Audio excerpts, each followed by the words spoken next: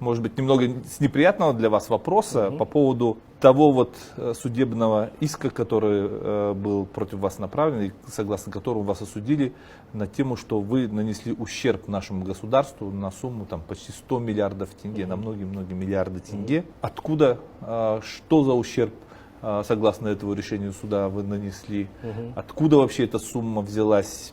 Прежде чем говорить о справедливом Казахстане, давайте вот это проясним. Ответим на этот вопрос, потом дальше будем строить программу.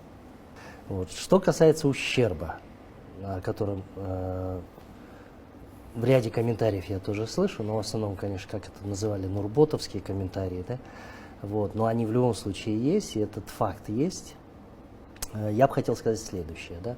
В уголовном деле, которое рассматривалось под грифом «секретно», да, которое, скажем так, в котором была дана индульгенция на все, то есть судьи уголовного суда не сильно заморачивались ни с общественным мнением, поскольку это был закрытый суд, имели полную поддержку от вышестоящих судов, то есть что бы они ни принимали, это все одобрялось.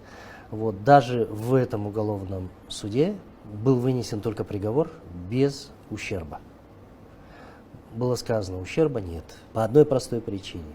В ходе следствия возникли, скажем так, расчеты, на основании которых следствие пыталось доказать свои уголовные обвинения тем, что вот я нанес ущерб компании, в первую очередь, поскольку компания является государственной, то стране. То есть эксперты представляют свои расчеты и говорят, в результате вот этих действий был нанесен вот такой-то ущерб и называют там суммы, миллиардные суммы. Значит, основной ущерб, допустим, был по поставкам кислоты. Звучит обвинение таким образом. Стоимость кислоты на заводе 0. Казатомпром платит только ЖД-тариф. И по контракту мы покупаем кислоту по 3780, что ли, я уже точно сейчас не помню сколько. 3700 с чем-то. Ну, тариф КТЖ. Да, это тариф КТЖ. Вот. Эксперты в своих расчетах берут нулевую стоимость кислоты и тариф 950. Вот. Получается 2800 с чем-то тенге на каждую тонну кислоты при поставках, многомиллионных поставках кислоты в течение там, нескольких лет. Получается бешеная сумма, в миллиардах уже тенге набегает. На мой вопрос, откуда они взяли вообще 950 тенге? Они сказали, ну у нас не было ЖД-тарифа.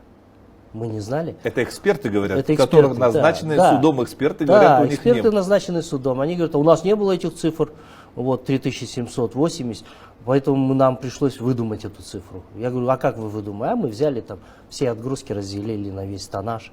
Вот. Но поскольку как бы не мы одни были потребителями этой кислоты, да, часть кислоты потреблялась в Усть-Каменогорске, часть потреблялась в близлежащих городах, да, то, понятно, средневзвешенный тариф 950 никакого отношения не имеет к настоящему тарифу 3700, который мы показали в суде и сказали, вот настоящий тариф.